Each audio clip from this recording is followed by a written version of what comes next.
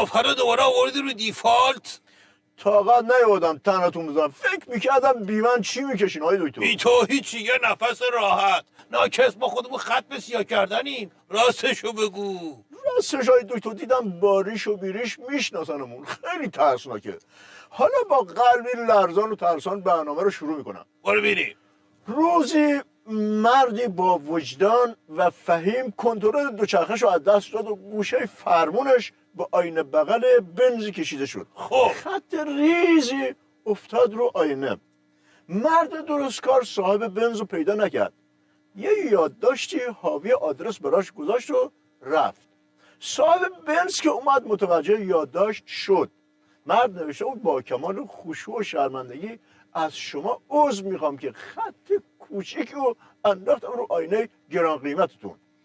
بنده خیاطی کوچیکی دارم تو ناصر خسرو. جهت پرداخت خسارت و عذرخواهی تشریف بیارید در خدمتتون هستم. باریکلا. البته باید ببخشید چون قلم و کاغذ پیدا نکردم با نوک چاقو براتون رو کاپوت ماشین یادداشت گذاشتم. آدرس محل کار و منزل رو روی صندوق عقب نوشتم. جا نشد بقیه رو درب سمت چپ نوشتم.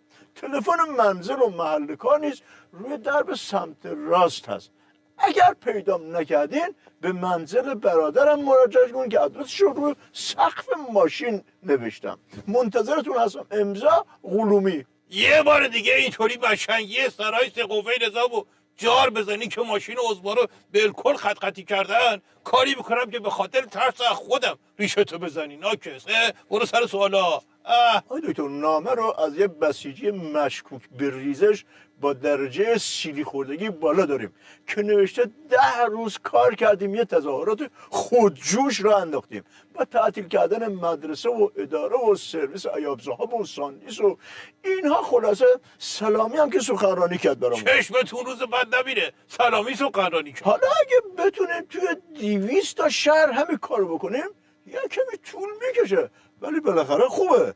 نوشته من یه نظر کارشناسی هم دارم که نظام از این بدبختی که توش افتاده نجات میده. یواش طوری بخون که دشمنای نظام نفهمن.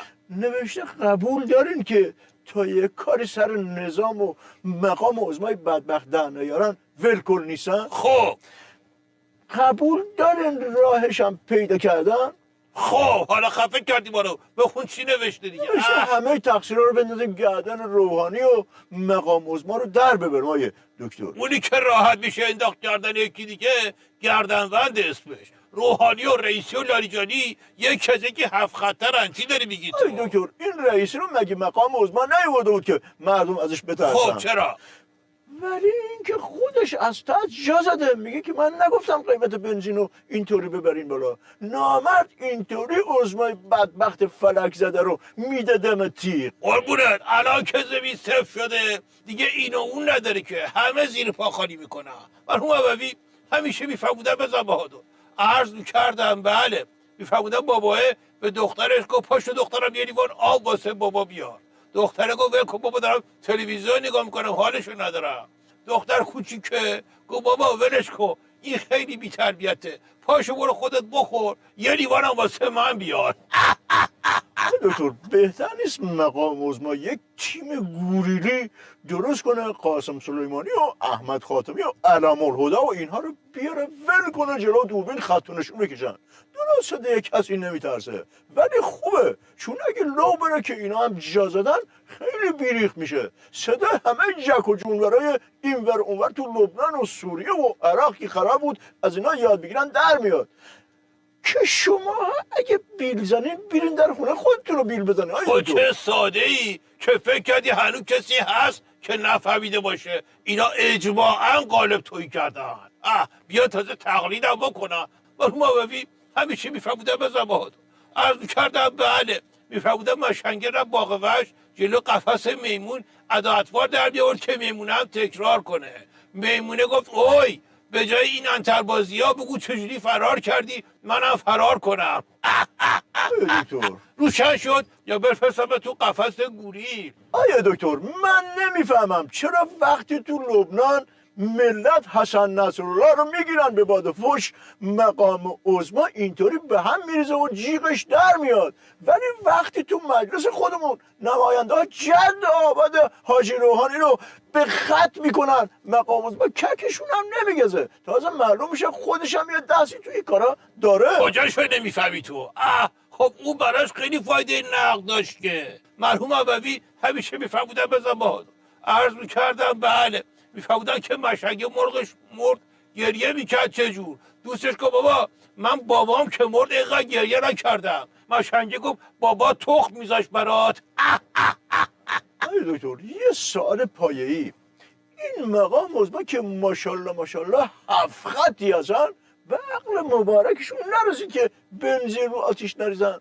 خب مگه مجبور بود اینطوری خودزنی تو بکنه؟ بس که نفس در جای گرم که ساله اکوره زبا هم بلند میشه. بالاخره مخارج داره این بدبخت، اهل و عیال داره، شیخ حسن نصرالله و هادی عامری و هشت و شعبی و حوسی و موسی و اینا که مجاری کار نمیکنن واسش. از کجا بیاره بده بدبخت؟ از بیرون گود همینجوری ارد میدی، از بیرون گود حالی کم نیست. مرحوم ابوی همیشه میفرمودن بزن بهادر، عرض میکردم بله، میفرمودن استاد سر کلاس میخواست امتحان بگیره، همه اعتراض کردن که ما نخوندیم امتحان نگیر. داشت قانع میشد که نگیره، یکی پاشو گفت استاد بگیر. بالاخره باید یه فرقی باشه بین اونی که از تفریح و ورزش و سینما زده و درس خونده با اونی که همینطوری کار نکرده اومده سر کلاس. استاد نظرش برگشت امتحانو گرفت، همون اول کار همونی که گفته بود بگیر پاشد ورقه رو سفید داد رفت بیرون. استاد گفت پس چرا برگشت سفیده؟ طرف گفت آخه من اصلا مال این کلاس نیستم، گفت و در رفت.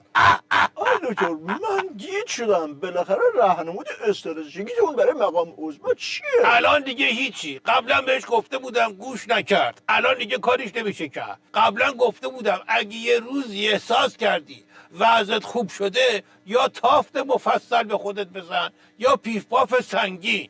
منظورتون چیه آی دکتر؟ منظورم مشخصه دیگه، میخوام بگم که اگه یه موقعی وضعیتش خوب میشد اون موقع ها باید تافت مفصل میزد که درجا همونو نگر داره یا پیف پاف مفصل که تو اوج بمیره. آی دکتر شما در پایان برنامه دارید درخواست مرگ مقام نه بابا عظما درخواست رو می‌کنید. مرگ مقام خب عظما قربونت چیه؟ برم، من اگه دارم بهت مقام میگم خودش عظما از توی من درخواست کرده که چی کار بکنم. بس تو برگردی الهی